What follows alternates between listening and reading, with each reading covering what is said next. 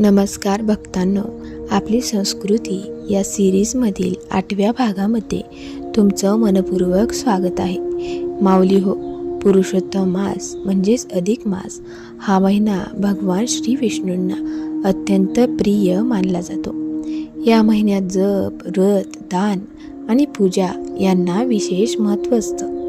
पण भक्तांनो, या महिन्यात एक अशी पूजा आहे जी केल्याने श्री विष्णूंची विशेष कृपा मिळते असं शास्त्रामध्ये सांगितलं आहे.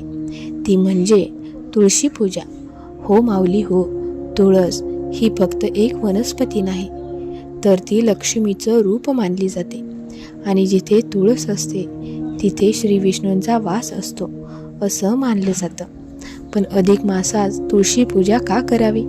तुळशीचं इतकं महत्त्व का आहे आणि एका भक्ताचं आयुष्य तुळशी पूजेमुळे कसं बदललं, आजच्या या भागात आपण जाणून घेणार आहोत.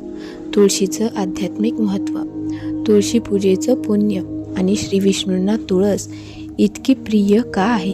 ही कथा शेवटपर्यंत नक्की ऐका, कारण कदाचित आजची ही कथा तुमच्या घरातही सुख शांती आणू शकते. तुळशीचं महत्त्व पाहूयात आपण. माऊली हो, हिंदू धर्मामध्ये तुळशीला अत्यंत पवित्र मानलं गेलं आहे.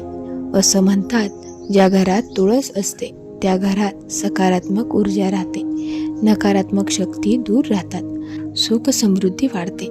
शास्त्रांमध्ये असं सांगितलं आहे, तुळशीशिवाय श्री विष्णूंची पूजा अपूर्ण मानली जाते.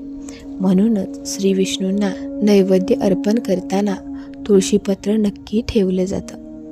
तुळशीची कथा थोडक्यात पाहूयात आपण. खूप वर्षापूर्वी वृंदा नावाची एक परमभक्त स्त्री होती. ती भगवान श्री विष्णूंची खूप मोठी भक्त होती. तिची भक्ती इतकी महान होती की देवताही तिचा आदर करत होत्या. एक दिवस तिच्या भक्तीमुळे प्रसन्न होऊन भगवान विष्णूंनी तिला वरदान दिलं, तू पृथ्वीवर तुळशीच्या रूपात सदैव पूजली जाशील. आणि तेव्हापासून तुळशीला पवित्र स्थान मिळालं. पण पुरुषोत्तम मासामध्ये तुळशीची पूजा केल्याचं महत्त्व काय आहे?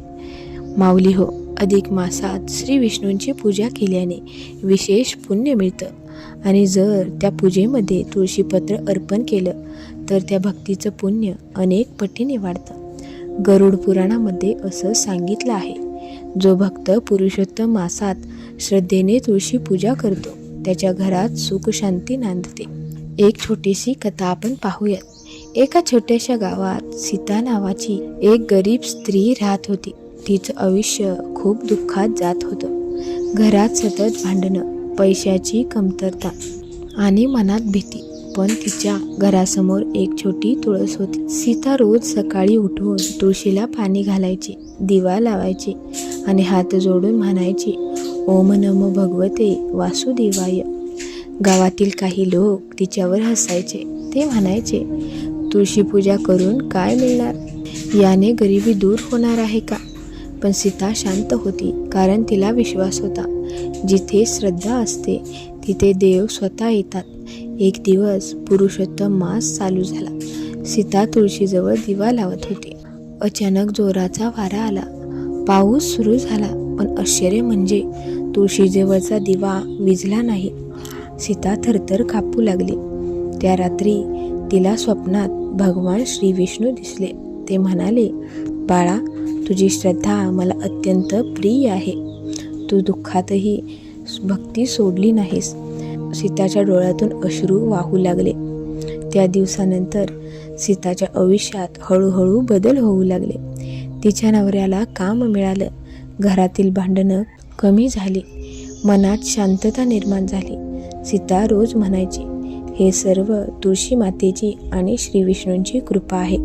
भक्तांनो, तुळशी पूजा करताना काही गोष्टी लक्षात ठेवा. सकाळी स्नान करून पूजा करा. तुळशीजवळ दिवा लावा. श्री विष्णूंचं नामस्मरण करा.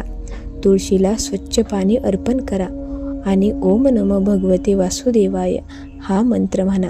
आता काय करू नये ते मी सांगते, ऐका. तुळशीची पानं रात्री तोडू नका. रागाने पूजा करू नका. तुळशीजवळ घाण ठेवू नका. श्रद्धेशिवाय फक्त दिखावा दाखवू नका. देवाला मोठी पूजा नको असते, त्यांना हवं असतं शुद्ध मन. आजकाल अनेक घरामध्ये तणाव असतो, भीती असते, नकारात्मक विचार असतात. पण भक्तांनो, तुळशीजवळ काही मिनिटं शांत बसलं तरी मनाला खूप शांती मिळते. तुळस वातावरण शुद्ध करते, मन शांत करते आणि भक्ती वाढवते. एका गावात एक वृद्ध आजी राहत होती. ती रोज तुळशीजवळ बसून रामनाम घ्यायची.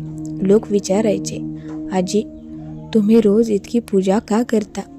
आजी हसून म्हणायची, जिथे तुळस आहे तिथे देव आहेत. तुळशीचं आध्यात्मिक रहस्य काय? चला तर आपण जाणून घेऊयात.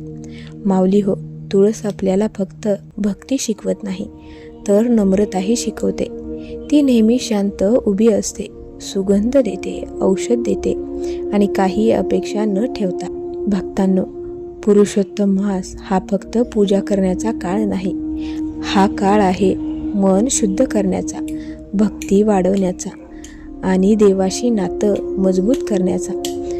म्हणून या महिन्यात श्रद्धेने तुळशी पूजा नक्की करा. कदाचित तुमच्या घरातही सुख, शांती आणि सकारात्मकता येईल.